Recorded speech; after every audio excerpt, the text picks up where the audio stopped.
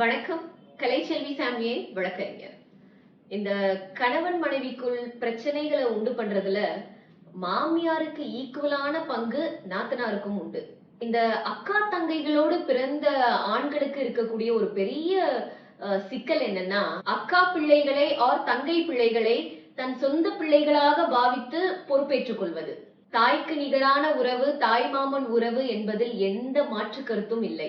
நீங்கள் உங்கள் சகோதரிகள் பிள்ளைகளை உங்கள் சொந்த பிள்ளைகளாக பொறுப்பெடுத்துக் கொள்வதில் அன்பு செலுத்துவதில் எந்த தவறும் இல்லை. ஆனால் தன் பிள்ளையை தவிக்க விட்டுவிட்டு தன் பிள்ளைக்கு செய்ய வேண்டிய கடமைகளிலிருந்து தவறி சகோதரிகள் பிள்ளைகள் மீது செலுத்தும் அன்புக்கு பெயர் வீம்பு. சில வீடுகள்ல இந்த அம்மாக்கள் என்ன பண்ணுவாங்கன்னா, எங்க மகனுக்கு சொந்தமா குழந்தை பிறந்துட்டா தன் தங்கை பிள்ளைகளை ஆர் அக்கா பிள்ளைகளை பராமரிக்காம போயிடுவானோன்ற பயத்துல அவர்கள் செய்யும் சூழ்ச்சி இருக்கே, அந்த நடிப்புக்கு ஆஸ்கர் அவார்டே கொடுக்கலாம். வீட்டுக்கு புதுசா கல்யாணமாகி வந்த மருமகளிடம் என் மகனுக்கு அவனுடைய அக்கா பிள்ளை தான் மூத்த பிள்ளை, அவனுடைய தங்கை பிள்ளை தான் மூத்த பிள்ளைன்னு சொல்லுவாங்க. அப்பவே தெரிஞ்சுக்கணும் அவங்களுடைய நோக்கம் பொருளாதாரம்னு. இந்த பாசக்கார தாய்மாமன்களுக்கு எல்லாம் ஒரு விஷயம் சொல்றேன். நீங்க பெற்ற பிள்ளையே அது எப்படி போனா நமக்கு என்னன்னு விட்டுட்டு எனக்கு என் சகோதரிகள் பிள்ளைகள் தான் முக்கியம்னு நீங்க யோசிக்கிற மாதிரி, எனக்கு என் அண்ணன் பிள்ளைதான் முக்கியம், என் தங்கை பிள்ளைதான் முக்கியம்னு உங்கள் சகோதரி யோசிச்சதுண்டா?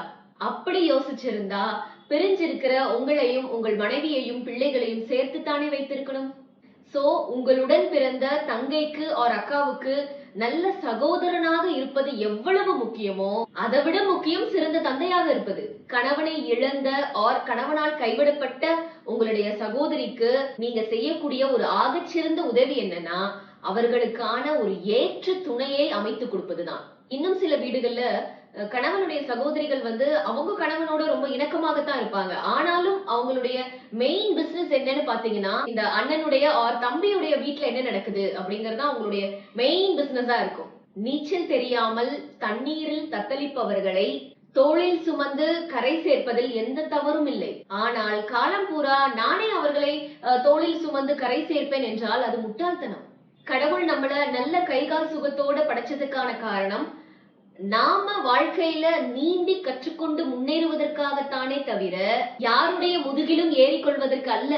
தண்ணீரில் நீந்த கற்றுக் கொடுப்பவன் தான் வீரன். அதை விட்டுட்டு ஒருவரை தன் சொந்த கை கால்களில் இயங்க விடாமல் எப்போதும் அவர்களை முதுகில் தூக்கி சுமப்பது அவர்களை முடமாக்குவதற்கு சமம். நீங்களா வாய திறந்து ஐயோ வலிக்குது இறங்கிக்கோங்கன்னு சொல்ற வரைக்கும் எல்லோருக்கும் அடுத்தவர்கள் முதுகில் பயணம் செய்வதற்கு சௌகரியமா தான் இருக்கும். சோ தயவு செய்து விழித்துக் கொள்ளுங்கள். தேவைக்கு ஏற்ப உணவு எடுத்துக்கொண்டால் தான் அது எனர்ஜியா கன்வெர்ட் ஆகும். தேவைக்கு அதிகமா எடுத்துக்கொள்வது எல்லாமே கொழுப்பு தான். சோ அன்பார்ந்த அண்ணன்மார்களே தம்பிமார்களே, திருமணம்னு ஒண்ணு ஆகி உங்களுடைய வாழ்க்கையில மனைவின்னு ஒருவர் வந்துட்டா தயவு செய்து உங்கள் கணவன் மனைவி உறவுக்குள் உங்கள் சகோதர சகோதரிகள் தலையிடாமல் பார்த்துக் கொள்வது அவசியம். நன்றி.